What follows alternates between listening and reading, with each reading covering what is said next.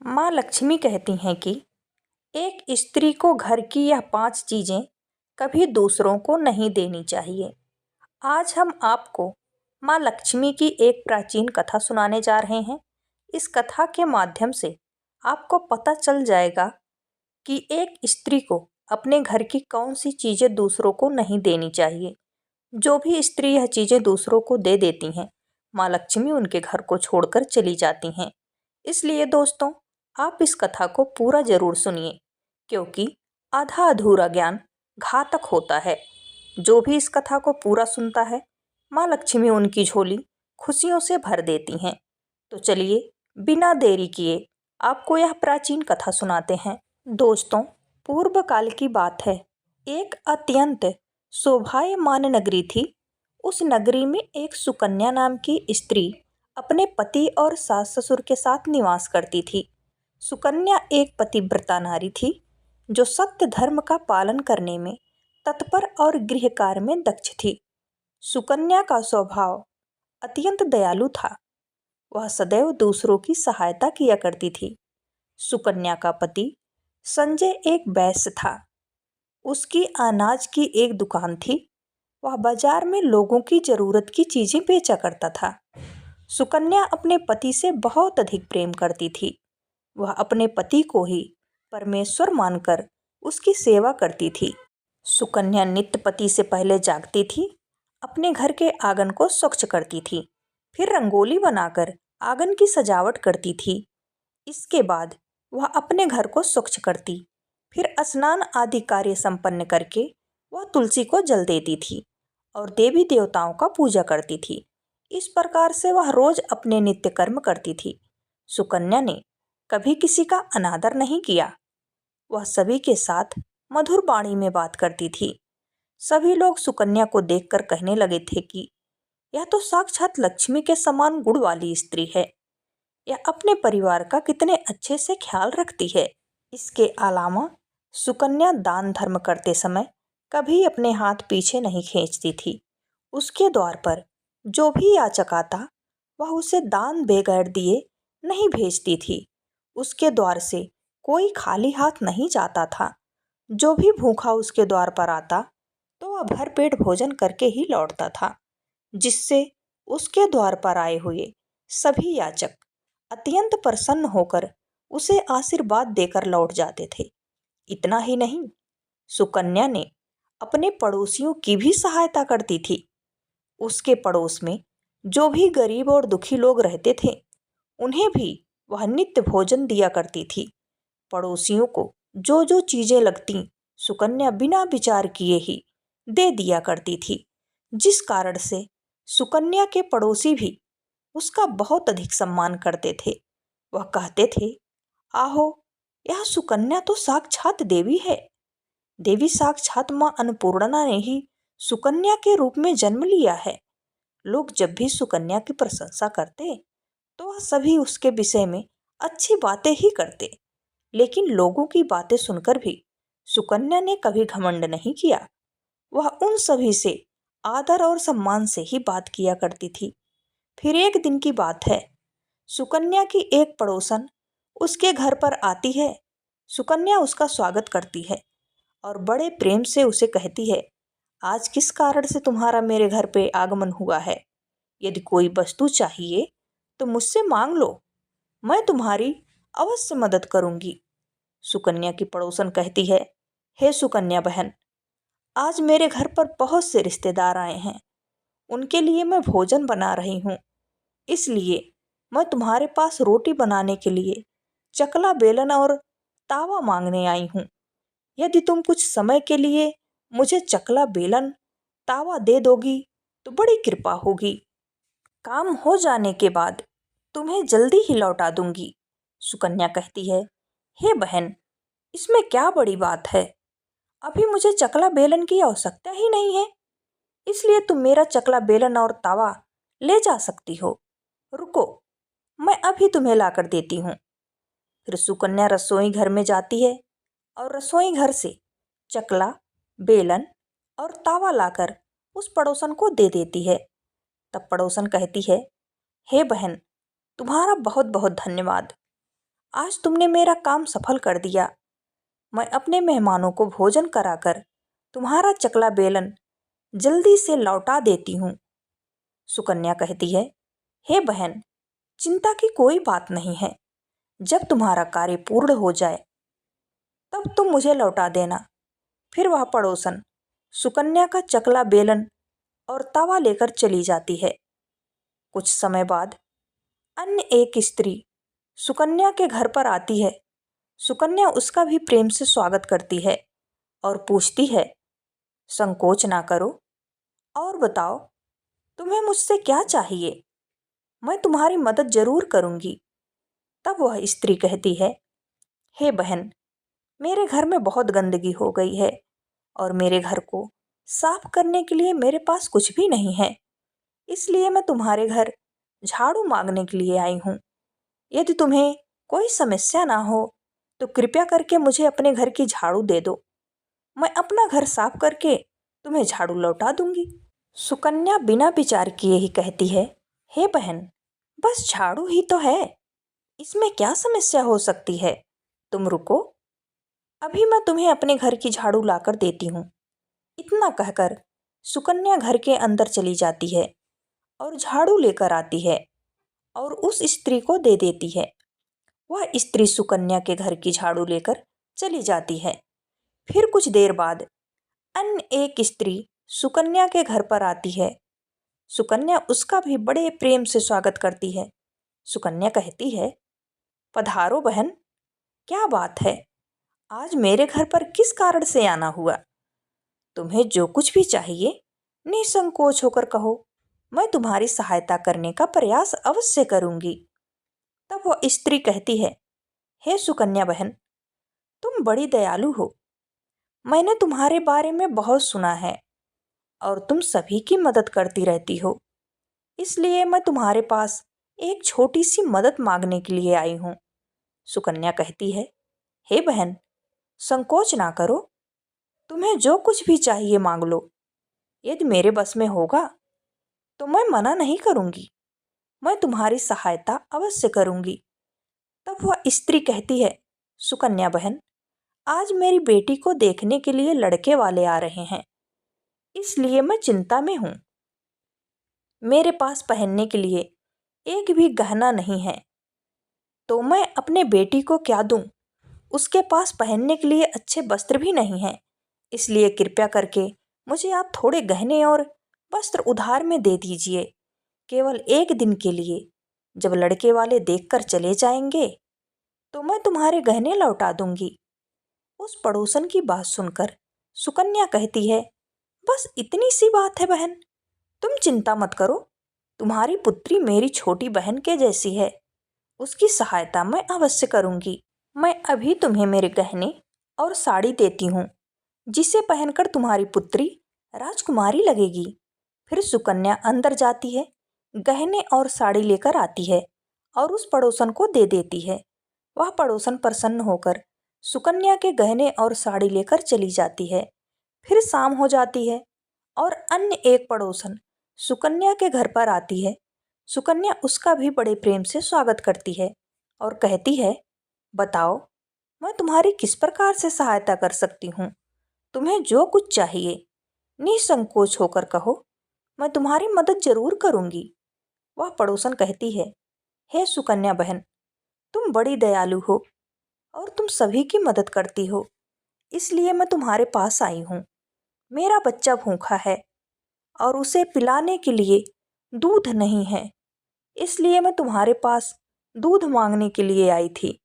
अगर थोड़ा सा दूध मिल जाता तो बड़ी कृपा होती। सुकन्या कहती है, अरे बहन, इसमें कौन सी बड़ी बात है, लो अभी मैं तुम्हें दूध दे देती हूँ। सुकन्या रसोई घर में जाती है और थोड़ा सा दूध लेकर आती है और उस पड़ोसन को दे देती है। वह पड़ोसन प्रसन्नता से उस दूध को लेकर चली जाती है। इस प्रकार से सुकन्या अपने सभी पड़ोसियों की मदद कर देती है और प्रसन्न होकर घर का काम करने में लग जाती है। फिर रात होते ही उसका पति घर पर लौट आता है। सुकन्या अपने पति को प्रणाम करती है और उसकी खूब सेवा करती है। रात को दोनों पति पत्नी आनंद से सो जाते हैं। फिर दूसरे दिन में जागते हैं तो उन्हें एक बहुत ही बुरी खबर कानों पर पड़ती है। एक आदमी दौड़ते हुए सुकन्या के घर पर आता है और सुकन्या के पति से कहता है, हे भाई, कल रात को किसी ने आपकी दुकान लूट ली है, सारा माल गायब है। सुकन्या का पति एकदम से घबरा जाता है और दौड़ते हुए अपनी दुकान पर जाता है तो देखता है उसका सारा माल किसी ने लूट लिया है। वह देखता है कि उसके दुकान में रखा हुआ सारा धन भी चोरी हो चुका है। वह दुखी और निराश होकर घर लौट आता है और सुकन्या को सारी बात बताता है, जिसे सुनकर सुकन्या बहुत दुखी हो जाती है। सुकन्या कहती है, आप चिंता ना कीजिए जी, हमारे घर में अभी बहुत सारा धन रखा हुआ है जिससे आप फिर से व्यापार शुरू कर सकते हैं। फिर सुकन्या अपने घर की तिजोरी में देखती है तो वह भी पूरी तरह खाली दिखाई देती है। उसके अंदर का भी सारा माल अब चोरी हो चुका था। यह देखकर सुकन्या बहुत दुखी हो जाती है। उसे समझ में नहीं आता कि यह कैसे हुआ। सुकन्या का पति उस पर बहुत क्रोधित हो जाता है और पूछता है, सुकन्या, सच सच बताओ, हमारे घर के अंदर रखा हुआ सारा पैसा कहाँ गया? सुकन्या कहती है, हे स्वामी, मैं घर पर ही थी, सारा धन तिजोरी में ही था, किसने इसे चुरा लिया पता नहीं। कृपया आप शांत हो जाइए, हम कोई ना कोई उपाय जरूर ढूंढ लेंगे। सुकन्या का पति कहता है, यह जो तुम दूसरे लोगों को घर पर बुलाकर खिलाती हो, अनजान लोगों को घर में बुलाती हो, उसी का फल है। यह उन्हीं में से किसी ने हमारे घर का सारा पैसा चुरा लिया है। क्रोध में आकर सुकन्या का पति उसे भला बुरा कहता है। सुकन्या की सास भी उसे बहुत कोसती है और कहती है, तुम ही पड़ोसियों को घर की चीज देती रहती हो, बिना सोचे किसी को भी मदद कर देती हो। उन्हीं में से किसी ने सारा पैसा चुरा लिया है। घर के सभी लोग सुकन्या को भला बुरा कहने लगते हैं। फिर सुकन्या अपने पति को दिलासा देते हुए कहती है, हे नाथ, मैंने मेरे कुछ गहने हमारे पड़ोसन को दिए हैं, मैं उसके पास से गहने लेकर वापस आती हूँ। फिर सुकन्या उस गरीब पड़ोसन के घर जाती है तो देखती है उसके घर पर कोई नहीं होता है। वह स्त्री भी घर छोड़कर सुकन्या के गहने लेकर भाग गई होती है। सुकन्या निराश होकर घर पर लौटी और अपने पति को सारी बात बता देती है। सुकन्या की बात सुनकर उसका पति आग बबूला हो जाता है और सुकन्या को भला बुरा कहने लगता है। सुकन्या का पति कहता है, हे सुकन्या, तुम बड़ी मूर्ख हो, तुम्हारे ही कारण हमारा सारा धन वैभव चला गया है। तुम्हारे दान देने की आदत के कारण ही हमारे ऊपर यह मुसीबत आन पड़ी है। अब तू इस घर में नहीं रह सकती, तू अभी इस क्षण इस घर को छोड़कर चली जा। सुकन्या कहती है, हे नाथ, आपके सिवा मेरा इस दुनिया में कोई नहीं है, मैं आपको छोड़कर कहाँ जाऊं।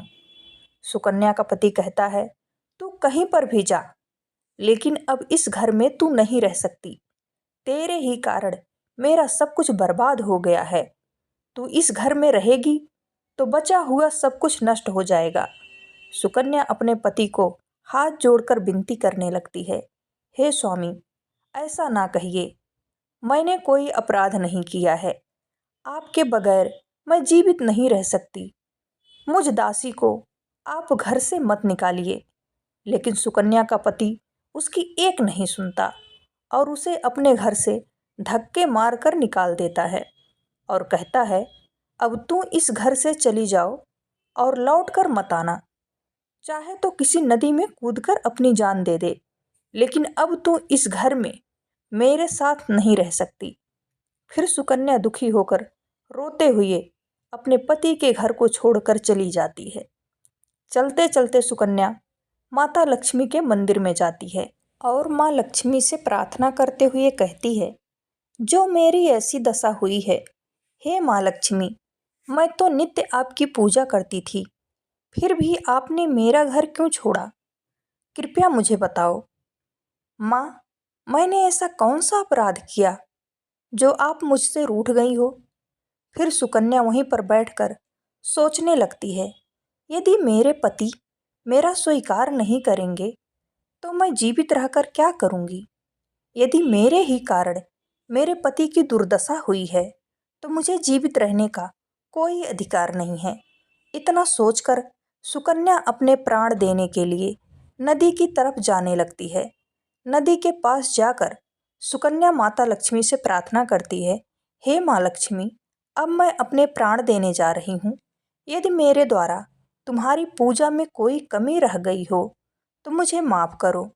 मैं अपने पति के बगैर जीवित नहीं रह सकती, इसलिए अब मैं इस नदी में कूदकर अपने प्राण दे दूंगी। इतना कहकर सुकन्या नदी में कूदने ही वाली होती है कि साक्षात माँ लक्ष्मी उसी स्थान पर प्रकट हो जाती हैं। माँ लक्ष्मी सुकन्या से कहती हैं, रुक जाओ सुकन्या, रुक जाओ पुत्री, तुम यह क्या कर रही हो। सुकन्या आंखें खोलकर देखती है कि साक्षात माँ लक्ष्मी उसके सामने खड़ी हैं। माँ लक्ष्मी के दर्शन करके सुकन्या बहुत प्रसन्न हो जाती है और माँ को बारंबार नमस्कार करते हुए कहती है, हे माँ लक्ष्मी, मुझे क्षमा करो, मैं बहुत बड़ा पाप करने जा रही थी। देवी लक्ष्मी कहती हैं, हे सुकन्या, मनुष्य को स्वयं अपने प्राण नहीं लेने चाहिए, यह महापाप है। ईश्वर ने जो शरीर प्रदान किया है उसे ऐसे नष्ट नहीं करना चाहिए। सुकन्या कहती है, हे माँ, मैं विवश हूँ, मेरे पति ने मेरा त्याग कर दिया है और स्त्री को अपने पति को छोड़कर नहीं रहना चाहिए।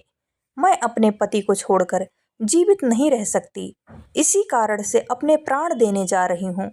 देवी लक्ष्मी कहती हैं, हे सुकन्या, मैं सब कुछ जानती हूँ और यह भी जानती हूँ कि तुम्हारे पति ने तुम्हारा त्याग क्यों किया है।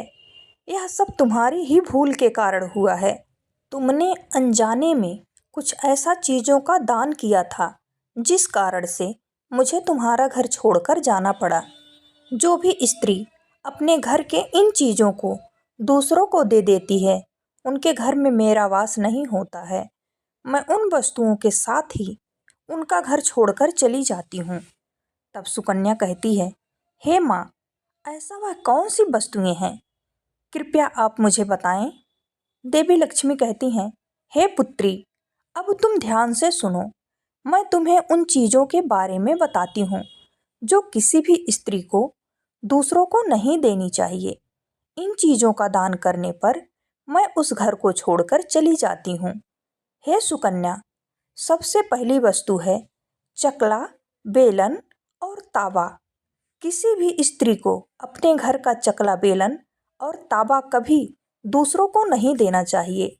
रसोई घर में इन वस्तुओं का महत्व सबसे अधिक होता है। इन वस्तुओं की पवित्रता सदैव ही बनी रहनी चाहिए।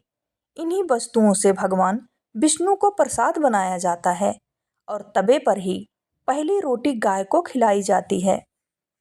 इसीलिए इन वस्तुओं को हमेशा स्वच्छ और शुद्ध रखना चाहिए। दूसरों को देने पर यह अपवित्र हो सकती है और फिर इसका उपयोग करना अशुभ फल प्रदान करता है।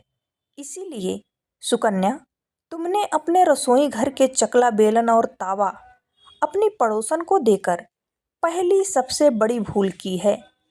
आगे माँ लक्ष्मी कहती हैं, हे सुकन्या, अब तुम दूसरी वस्तुओं के विषय में सुनो। तुमने अपनी पड़ोसन को अपने घर की रखी हुई झाड़ू ही दे दी, जिस वस्तु में मेरा सदैव वास होता है। जो वस्तु मुझे सबसे अधिक प्रिय है, तुमने उसे ही दूसरे को दे दिया, तो फिर मैं तुम्हारे घर में कैसे ठहरती।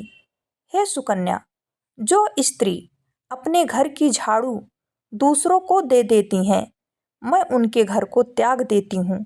झाड़ू से घर की स्वच्छता की जाती है और जहाँ पर स्वच्छता होती है उसी स्थान पर मेरा वास होता है। ध्यान में रखना सुकन्या, घर में झाड़ू को हमेशा छुपा कर रखना चाहिए। झाड़ू पर बाहरी व्यक्ति की दृष्टि भी नहीं पड़नी चाहिए। झाड़ू एक अत्यंत पवित्र वस्तु है, इसे पैर नहीं लगाना चाहिए। माँ लक्ष्मी कहती हैं, हे सुकन्या, अब तुम तीसरी वस्तु के विषय में सुनो जो एक स्त्री को कभी दूसरों को नहीं देनी चाहिए। वह वस्तु है आभूषण। एक स्त्री को अपने आभूषण कभी अन्य महिला को नहीं देने चाहिए। मैं सदैव ही आभूषणों में वास करती हूँ। स्त्री के 16 श्रृंगार में गहनों का बहुत अधिक महत्व होता है। एक विवाहित स्त्री को अपने आभूषण कभी अन्य स्त्री को पहनने के लिए नहीं देने चाहिए। जो स्त्री अपने आभूषण अन्य स्त्रियों को देती है, उसके जीवन में दुर्भाग्य आता है। हे सुकन्या, अब मैं तुम्हें चौथी वस्तु के विषय में बताती हूँ। किसी भी मनुष्य को शाम हो जाने के बाद कभी सफ़ेद रंग की वस्तुओं का दान नहीं करना चाहिए, किंतु तुमने शाम के समय दूध का दान किया था।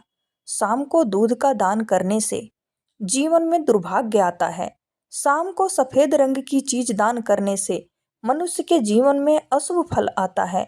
माँ लक्ष्मी कहती हैं, हे सुकन्या, अब मैंने तुम्हें उन सभी वस्तुओं के बारे में बता दिया है जिसका कभी दान नहीं करना चाहिए।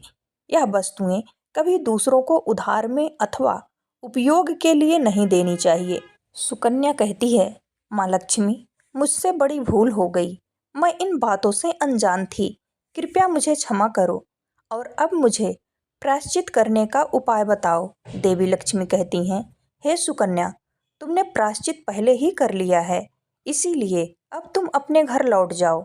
मैं तुम्हें तुम्हारा संपूर्ण वैभव और धन संपत्ति लौटा देती हूँ। इतना कहकर माँ लक्ष्मी उस स्थान से अंतर्ध्यान हो जाती हैं। फिर सुकन्या भी माँ लक्ष्मी को धन्यवाद करती है और उस स्थान से घर की तरफ जाने लगती है।